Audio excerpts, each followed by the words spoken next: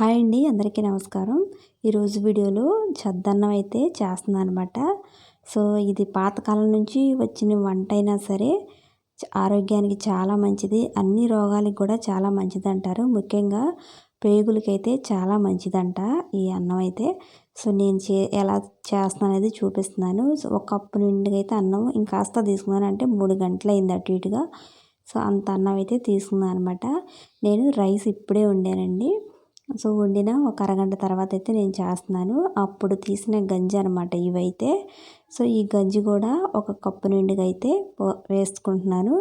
So గంజి కూడా హెల్త్కి మంచిదండి. సో అందుకని చెప్పేసి నేను గంజి అయితే వేస్తున్నాను.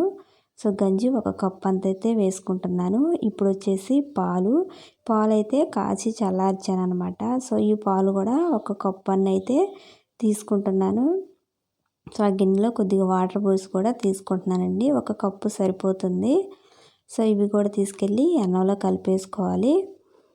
సో ఈ రైస్ అనేది పాతకాలం నుంచి వస్తున్న బాగా అందరూ తినేదే, కానీ ఆరోగ్యానికి అయితే చాలా మంచిదండి.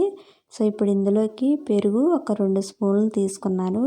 డైరెక్ట్గా పెరిగేస్తే సరిగా తోడుకోదంటారు. సో అందుకే కొద్దిగా అంత వాటర్ కలుపుకొని ఒకసారి స్పూన్తో కలుపుకొని మజ్జిగలాగా చేసుకొని అందులో వేసుకోవాలన్నమాట. సో అప్పుడు బాగా తోడుకుంటుంది, బాగుంటుంది అనమాట. సో ఇప్పుడు మొత్తం కూడా వాటర్ పోసి బాగా కలుపుకోవాలి. సో ఇట్లా కలుపుకొని ఇంకాస్త వాటర్ వేసుకుంటున్నాను నేను. ఈ మజ్జిగ అయిన తర్వాత అందులో వేసుకోవాలన్నమాట. సో ఇది నైట్ అంతా, ఈవినింగ్ నేను 5 తర్వాత చేస్తున్నాను. మార్నింగ్ పొద్దున్నే 7ంటికి అయితే మనకి చక్కగా తోడుకునిద్ది. సో ఈ మజ్జిగ కూడా ఇందులో వేసుకొని ఒక్కసారి మొత్తం బాగా కలుపుకోవాలన్నమాట.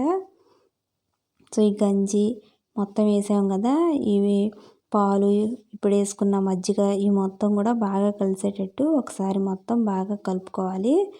సో కలుపుకొని నైట్ అంతా పెట్టేసుకుంటే తెల్లారికి చక్కగా తోడుకునిద్ది. ఆరోగ్యానికి కూడా చాలా మంచిది.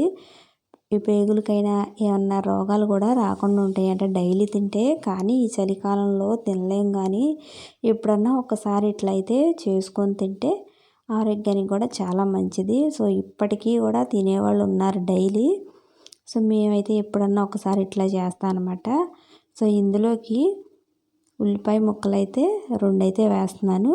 ఇంకా ఇవి వేసిన తర్వాత కదల్చకుండా ఇంకా అట్లా పెట్టేసుకోవాలి, అందుకే ముందలే కలిపేసుకుంటే బాగుంటుంది.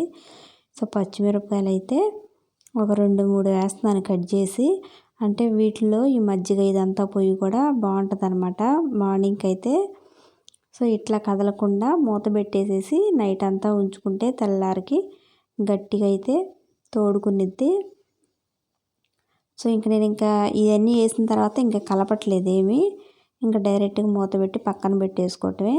తెల్లారి మార్నింగ్కి చూడండి పెరుగు అంతా అయితే తోడుకుంది, పైన లైట్గా వాటర్ అయితే ఫామ్ అయినాయి అనమాట. సో చూడండి పెరుగన్నం అయితే రెడీ అయిపోయింది.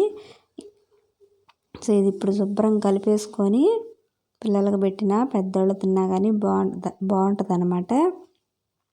సో నేను కూడా డైలీ అయితే చేయను, ఎప్పుడన్నా ఒకసారి ఇట్లా తినడానికి చేస్తాను అనమాట. చూడండి పొద్దున్నే పులిసినట్టు అట్లా ఏమనిపించదు, ఇదొక టేస్ట్గాను బాగుంటుంది అనమాట. ఇట్లా నానబెట్టుకున్న చద్దన్నం తయారు చేసుకున్నది. సో ఇప్పుడు ఇదంతా అయితే నేను ఆ ఉల్లిపాయలు ఉంచుకొని కూడా కలుపుకోవచ్చు. సో నేనైతే తీసి కలుపుతున్నాను అనమాట. తీసి చూడండి ఇదంతా అయితే ఒకసారి బాగా కలుపుకోవాలి.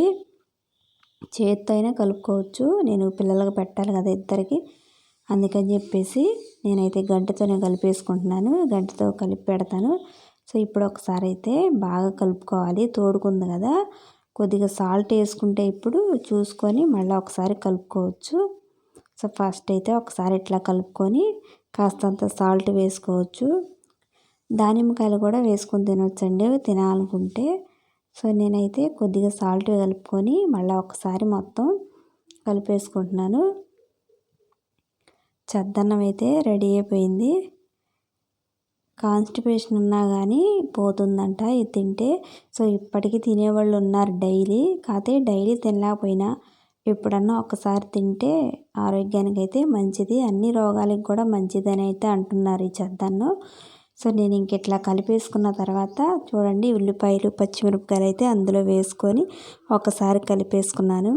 అంతేనండి ఈరోజు వీడియో అయితే. వీడియో నచ్చితే లైక్ చేయండి.